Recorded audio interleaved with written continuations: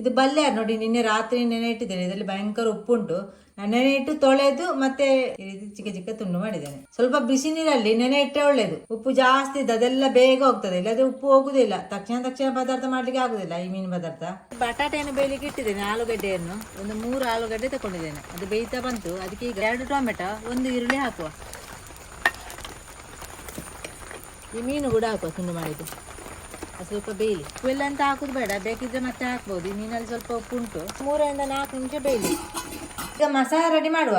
ನೋಡಿ, 1 ಚಮಚ ಜೀರಿಗೆ, 3 ಚಮಚ ಕೊತ್ತಂಬರಿ ಬೀಜ ಉಂಟು, ಒಂದು 10 ಬೆಳಗ್ಗೆ ಮೆಣಸು ಉಂಟು. ಇದು ಖಾರ ಇಲ್ಲ, ಅದಕ್ಕೆ 10 ಹಾಕಿದ್ದು. ಖಾರ ಇದ್ರೆ ಸ್ವಲ್ಪ ಕಡಿಮೆ ಹಾಕ್ಬೋದು. 5 ಎಸಳು ಬೆಳ್ಳುಳ್ಳಿ, ಸ್ವಲ್ಪ ಹುಣಸೆ ಹಣ್ಣು, ಮತ್ತೆ ಅರಶಿನ ಅರ್ಧ ಚಮಚ, ಸ್ವಲ್ಪ ತೆಂಗಿನ ತುರಿ ತಗೊಂಡಿದ್ದೇನೆ, ಅಂದ್ರೆ ಒಂದು ಅರ್ಧದಷ್ಟು, ಅರ್ಧ ಈರುಳ್ಳಿ. ಇದಕ್ಕೆ ಸ್ವಲ್ಪ ನೀರು ಹಾಕಿ ಈಗ ರುಬ್ಬುವ. ಒಂದು 4 ನಿಮಿಷ ಆಯ್ತು. ಬೇಯಿಸಿದ ಬಟಾಣಿ ನೋಡಿ, ಇದು ಕುಕ್ಕರಲ್ಲಿ ಬೇಯಿಸಿದ್ದು ನಾನು. ಇಲ್ಲದು ಬೇಯುವುದಿಲ್ಲ ಬೇಗ.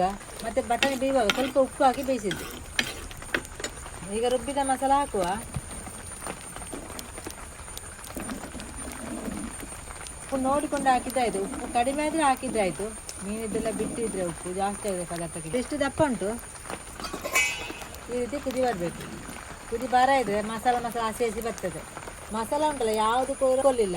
ನಿಮಗೆ ಬೇಕಿದ್ರೆ ಇದು ಹಾಕ್ಬೋದು ಮಸಾಲವನ್ನು. ಈ ಸಾರು ಉಂಟಲ್ಲ ನಿಮಗೆ ದೋಸೆ, ಚಪಾತಿ, ರೊಟ್ಟಿ, ಇಡ್ಲಿ ಯಾವುದೂ ಕೂಡ ಮಾಡ್ಬೋದು.